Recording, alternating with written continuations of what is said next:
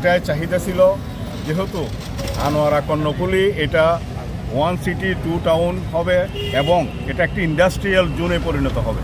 সুতরাং এখানে সবার আশা ছিল একজন ভদ্র, নম্র এবং জনবান্ধব একজন নেতার সকলের আশা ছিল।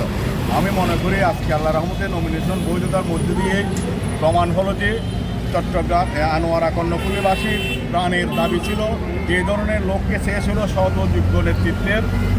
আশা করি আল্লাহর রহমতে সে আশা পূরণ হয়েছে। আমাদের দলের চেয়ারম্যান তারেক রহমান সাহেব ইতিমধ্যে যেভাবে বিচক্ষণতা, ভদ্রতা, নম্রতা এবং সাধারণ মানুষের প্রতি কর্মী বান্ধব হিসেবে তিনি যেভাবে ইতিমধ্যে ভদ্রতার এবং সততার প্রমাণ রেখেছে, তারই মনোনীত প্রার্থী আলহাজ সরওয়ার জামাল নিজাম, তিনি আনোয়ারা থেকে তিনবারের সাবেক সংসদ সদস্য, এইবার সহ নিয়ে 6 বারের এমপি মনোনীত প্রার্থী বিএনপির।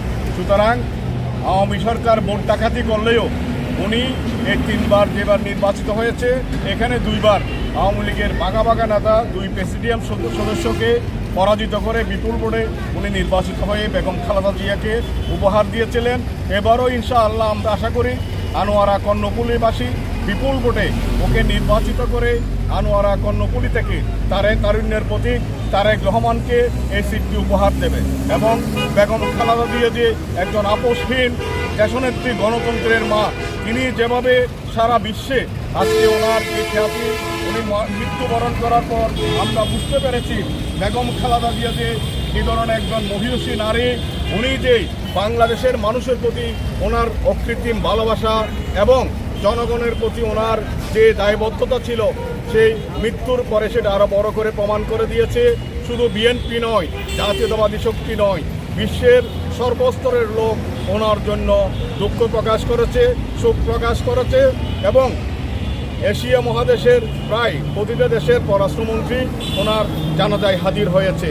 তারই মধ্য দিয়ে দেশের মানুষ সেদিন আপামর জনসাধারণ জানাজায় শরিক হয়ে বুঝিয়ে দিয়েছে যে বেগম খালেদা জিয়া ছিল বাংলাদেশের একমাত্র নারী নেত্রী, যিনি বাংলাদেশকে সুসংগঠিত করেছে এবং গণতন্ত্রের জন্য নিজের জীবন উৎসর্গ করেছে।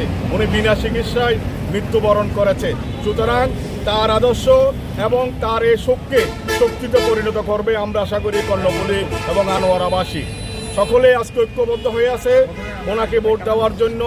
উনি যেখানে যায় সেখানে লোকারণ্য হয়ে যায়, মানুষ ওনাকে ভোট দেওয়ার জন্য উদ্গ্রীব হয়ে বসে আছে গণতন্ত্রের জন্য। এবং আমরা আশা করি উনি যদি নির্বাচিত হয়, আনোয়ারা কর্ণফুলী একটি মডেল টাউন হিসাবে পরিণত হবে এবং শিল্প এলাকা হিসেবে উনি এই এলাকার মানুষের যে দাবি এবং যারা বেকার ছাত্র জনতা এখনও রয়ে গেছে, যুবক ছাত্র, তাদের চাকরির জন্য উনি সর্বাত্মক চেষ্টা চালাবেন এবং 1 নম্বর বেসিসে তিনি সেটাকে গুরুত্ব দিবেন। আনোয়ারা কর্ণফুলীবাসী যেন চাকরি করে দুবেলা দুমুঠো মাটির ব্যবস্থা করতে পারে, তিনি সকলের পাশে থাকবেন। তিনি ইতিমধ্যে আমাদেরকে কথা দিয়েছেন, আমরাও ওনার সেই কথা মতো এলাকায় কাজ করতেছি।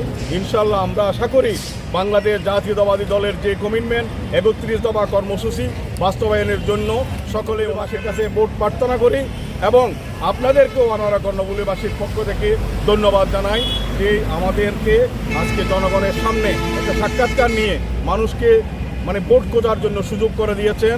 তার জন্য আনোয়ারা কর্ণফুলীবাসীর পক্ষ থেকে, বিশেষ করে বিএনপির পক্ষ থেকে আপনাদেরকে ধন্যবাদ জানাই। পাশাপাশি আপনাদের মাধ্যমে আবারও এদেশের আপামর জনসাধারণ, নারী পুরুষ সকলের কাছে ধানের শীষ মার্কায় ভোট প্রার্থনা করে বক্তব্য শেষ করছি। খুদা হাফেজ। বাংলাদেশ জিন্দাবাদ।